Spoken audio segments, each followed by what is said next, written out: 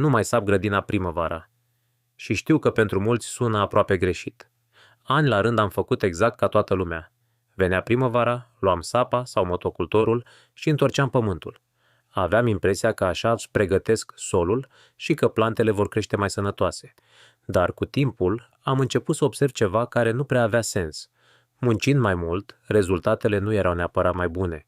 Solul devenea tot mai uscat, mai greu de lucrat și parcă își pierdea din fertilitate. După fiecare săpare, la început arăta bine, afânat, dar după prima ploaie se întărea la loc. În plus, buruienile apăreau din ce în ce mai agresiv, de parcă le ajutam fără să vreau. Apoi am descoperit o abordare diferită. Să nu mai sap deloc. La început am fost sceptic și m-am întrebat cum să nu sapi când asta era baza grădinăritului. Am decis să testez pe o porțiune mică de teren. Și rezultatele m-au surprins complet. În loc să întorc pământul, am început să acopăr solul cu compost, frunze și paie. Am încercat să imit ceea ce se întâmplă în natură, ca într-o pădure unde frunzele cad și se descompun.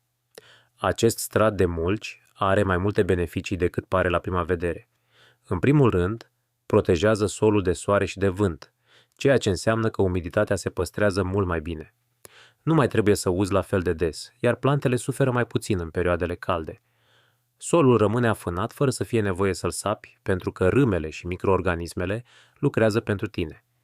Când nu sapi și acoperi pământul, semințele de buruieni nu mai primesc lumină și nu germinează la fel de ușor. După un sezon sau două, solul a devenit mai închis la culoare, mai bogat și mai ușor de lucrat. Când băgam mâna în pământ, era moale, umed și plin de viață. Plantele creșteau mai viguroase și păreau mai rezistente la boli. Dacă vrei să încerci, începe cu o zonă mică și adaugă 5-10 cm de compost sau mulci. Poți folosi paie, frunze, iarbă uscată sau carton peste care pui materie organică. Important este să ai răbdare.